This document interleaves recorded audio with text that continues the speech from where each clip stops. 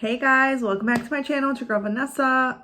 Today is going to be a very interesting video about me quitting my job. So if you're interested, keep watching. Okay, I don't want this video to be really long. I kind of just want it to be straight and like clear and right to the point. But basically, I've been working at this job for 3 years, and I know I don't really talk about it like on my YouTube channel, but I was a registered behavior technician, and I feel like I was really good at it, and I feel like I did a really awesome job. I worked with students with developmental disabilities like autism and Down syndrome and stuff like that. And I think I did a really awesome job. I first started working at this job in 2019, and I kind of just needed a job. I was tired of working part-times, and I wanted to make more money, and I wanted to be more financially stable. So I applied at this school and I got hired, and it was interesting. It was very difficult, and it was it's very challenging working at a school like that. And but yeah, I was able to go full time, and I was really proud of myself. I've been working part-time jobs pretty much my whole life to be able to like do some of my acting career stuff. And it's just when you have a full-time job, it's kind of hard to get out of work to go to auditions and like do daytime rehearsals and stuff like that. So I missed a lot of opportunities due to having this job, but it was worth it in terms of like I was getting a steady paycheck. I knew where my next paycheck was coming from. I had like full-time benefits, so I had like insurance, and it was just nice. It was like secure. Did I get paid that much? No, but it was working at this job was the most I've ever made ever, and it wasn't even that much. I think I was only making like $35,000 working there, which is like nothing in this economy. But I'm a little sad that I had to leave, and I'll get to it. But yeah, I was very happy to have a job, and once I started working there, I was able to like travel. During my time there, I went to like, where did I go? I went to Austin, Texas. I went to Vegas. I went to San Diego. I went to Cancun. I went to El Salvador. I went to New Orleans, and all of that I was able to do just from like working there, because I had a steady paycheck, and I was able to like save up a little bit more. And yeah, so that was probably like a really cool like aspect of having like a full-time job. But just in general, like I got this job. It's not my dream job. I just needed a job. And unfortunately, I let it go too long. I was there for 3 years, and like I met a lot of really cool people. Some people I'm like really good friends with now. And at the end of the day, it's just not what I want to do. And I was very, very adamant that I was looking for a change. And it's hard to talk about this because like I guess I feel a little bit disappointed in myself. Like, I mean, I'm not. I learned a lot. I learned so much. I learned how strong I am in like emergency situations and dealing with students. Like I would come home with bruises and scratches all day, and I'd get hit and kicked and spat at by these students, and I didn't think that was something I would be able to like take on, and I did it, and I'm really proud of myself for how strong I am, and like surprising myself with how strong I am and how I was able to take on so much of that a lot of people may not have like what's the word? They may not like have the capacity to do that, like not work at a job where you're getting hit all the time. That's a lot. It's mentally draining. And as someone who has anxiety and depression, it really started to take a toll on me. Especially during the seasonal depression era, or like those seasons in the winter, I wake up and I don't want to get up sometimes, and it's really hard, and like I just feel really depressed. And then I go to work and I get beat on all day from some of these students whom I love these students. I'm gonna miss them a lot. But you get hit every day, and it's a lot. And it really takes a lot of like brain like stability to not react to you getting hit, because if you react, the kids are gonna see that like, oh, she didn't like it, I'm gonna hit her more. You know what I mean? You gotta have like this specific composure. You gotta like behave in a certain way so that they can behave in a certain way, if that makes sense. And so yeah, it was just getting to be too much for me, and yeah, I was just getting super, super depressed to the point where like I would have to leave like in the middle of like a lesson or something. I would have to leave to go to the bathroom to cry. And like it would happen often. And you know, sometimes I'd get into like, I would be having a really bad day mentally, like, and then I would get into like a really bad hair pull from a student, and like it takes everything out of me to not cry, and like I would just cry. And I'm a very sensitive person, and although I try so hard not to cry, like I'm a crier. Like I don't know, I'm about to turn 29, and like I know how to express my emotions. I know how to talk about my emotions. I know how to talk about stuff, but like I just cry. I'm a crier. I wish I wasn't, but that's who I am. I'm an emotional gal. And so yeah, it got to the point where I had to like step aside multiple times a day to go cry. And it wasn't even because of a student. It's just because like I'm just dealing with so much mentally. And then also just feeling, and because of the pandemic, I kind of stopped acting and performing, and that's like really hard. I kind of had to make a decision. Well, first we were all forced to stop performing, but just everything changed. The venues that I would do shows at, I kind of didn't want to do shows there anymore due to like the relationships, and like the people who would work there kind of changed, and seeing their values and them casting like the same white people all the time. And I guess it just, like looking back, it's like, wow, I was really doing all these shows and I wasn't really making a lot of money. Like I took so much time and so much money out of my personal like bank and stuff to go do these shows, and then at the end, what do I get compensated for? Nothing, you know?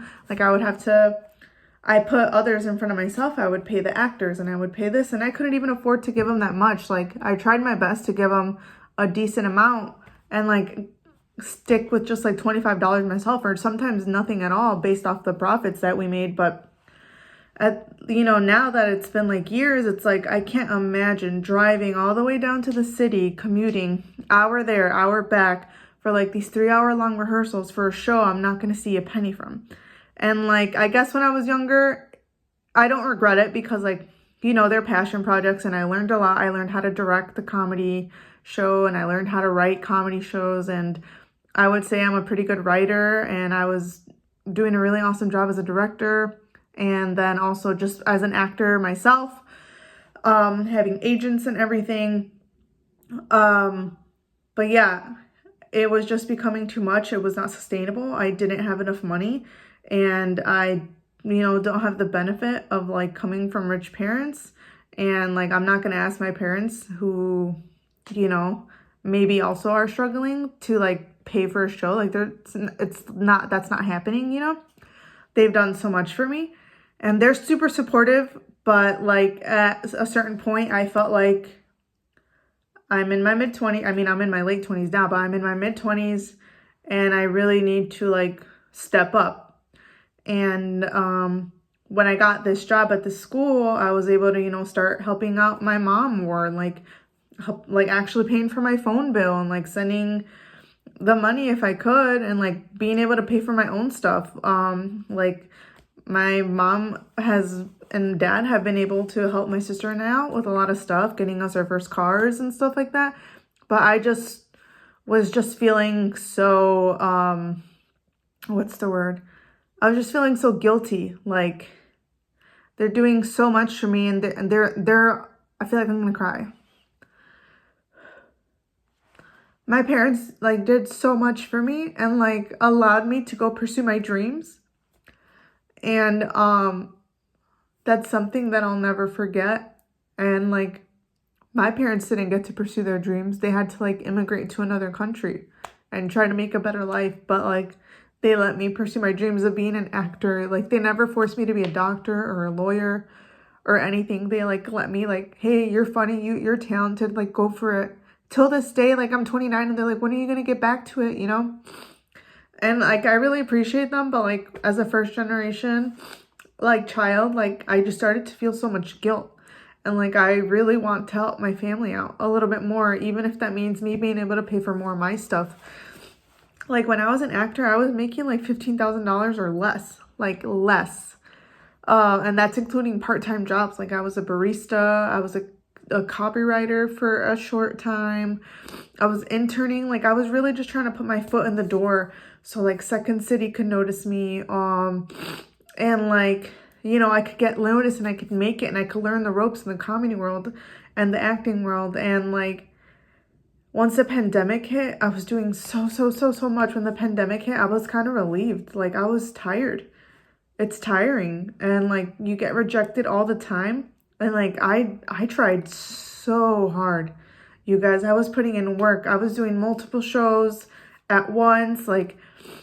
I would just be driving. I would eat in my car, you guys. Like I was like grinding and that gets very tiring. And eventually I didn't want to miss out on other opportunities. Like my sister was able to travel a lot in her 20s and like I wasn't able to because of my anxiety kept me from wanting to go on trips or wanting to go anywhere without my dad on a plane. I've been able to do that now. And like it just kept me from doing fun things that I wanted to do because I felt like I'm on this snowball. Like if I stop doing shows, like people aren't going to remember me and blah, blah, blah, blah, blah.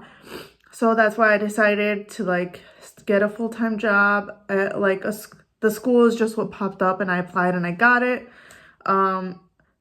Going back, I wish I would have like applied to more places and like really done my research, but I just like wanted a job and the hours seemed fine, so that's what I did. And so once things opened up in the comedy world and the acting world, like I'm still auditioning for stuff. Like I still have agents and like in 2022 last year I did book 3 commercials, so I'm doing okay. But like I haven't done like improv shows, comedy shows. I haven't done that in like 3 years. And everything just feels so different now. And yeah, I just don't know. I really just, so going back to me being at work, I really just started feeling like I don't want to be here. I should be making way more money than this. Like I felt like all the RBTs and even all the paraprofessionals, like everyone at that school deserved to be getting paid like triple of what we were making. Like for all the shit that we had to put up with from these students, like no offense to these kids, but like it's a lot and like it's very challenging and it's like it's difficult. And like, yeah, I just feel like you know, I'm turning 29 soon. I'm approaching my 30s. I have a fiance. We live together. Like I have a lot of dreams for us. I want us to get a house together. I want us to travel together. And, you know, that's not really doable when you're only making like $30,000 a year. And granted, when I book like a commercial and stuff, I am making a little bit more money on the side. But like things cost, like I still owe like $10,000 on my car. You guys know how much money I owe on my Splint. And like it's like a lot. And also like I just don't want to be working at a school where I'm getting beat up. That's, as someone who has really bad mental health issues, like I just couldn't do it anymore. And so I just decided that I needed to quit and I didn't want to be there anymore, and things were getting like so weird and I just felt so unhappy there. And so yeah, I had put in my 2 weeks and then I left. And to be honest, I felt like such a huge relief. And let me tell you something, I don't have a job right now. I'm unemployed. So like it was that bad that I would rather be unemployed than like work there. Also just some people there were kind of like, I don't know, it was just weird. And yeah, it just sucks, and I was sad to leave. I had like a really like I was very attached to a specific student, and I'm gonna miss him a lot. And I did like tear up when I said bye to him, but he didn't even like realize it's just sad. Um, ugh, that sucks. Maybe I'll run into him at a grocery store one day somewhere with his family, but yeah, but I thought it was time for me to leave, and I do have a little bit of savings to like get me through a month or two or whatever. While I find something, I would love to find like a work from home job so I could like focus more on content and like really focus on auditions and stuff like that. And or I would be interested in nannying. I know my mom's a nanny, and I've heard a lot of nannies like can make a good amount of money. And I live in an apartment building, but like in a very rich neighborhood. So the houses here, you guys, are mansions. Like I'm sure I could find a family that might need like a nanny or something around here. So yeah, I'm gonna be looking for jobs, and I'm going to be just kind of focusing on my mental health right now. It's been really bad. I like have been looking into psychiatrists. Like I see a therapist all the time, but I want to see someone who can get me some meds, some medications. I think it's time, I'm entering my 30s and I shouldn't be struggling this much when there's help out there. Like I'm doing really well with therapy. I'm very self-aware. I know how to talk through my feelings. I know how to talk through things like if I ever have concerns with anyone. I'm just like, I've done so much work. I'm able to, advocate for myself. So I've made a lot of progress in that, but at the end of the day, it's an issue. It's like a disease.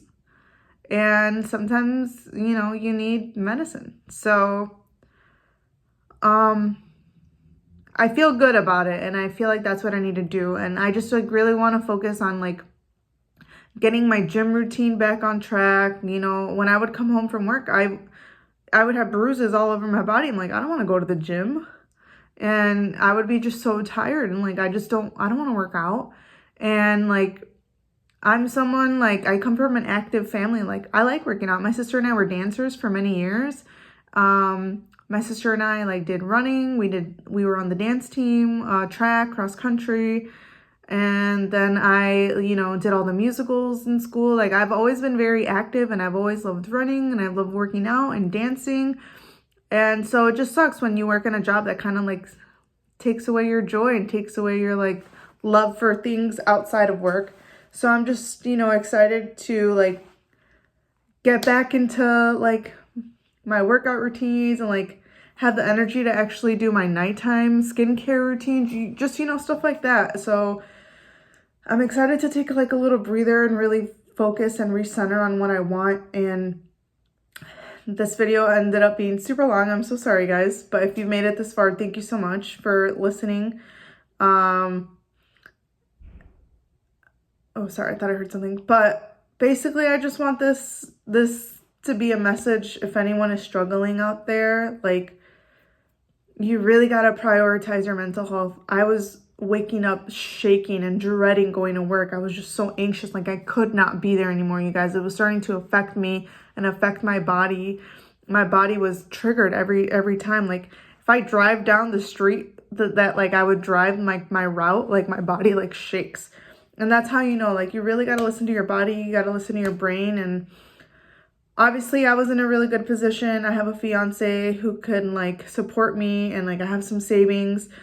So I'm in a good position where I was able to quit my job. Before I quit, obviously I did have a conversation with him, and I talked to my parents and my sister for support and like for their advice, and everyone gave me the okay to like try, and like I'm so grateful for these people who like love me and like are giving me the opportunity to like find a job I actually like.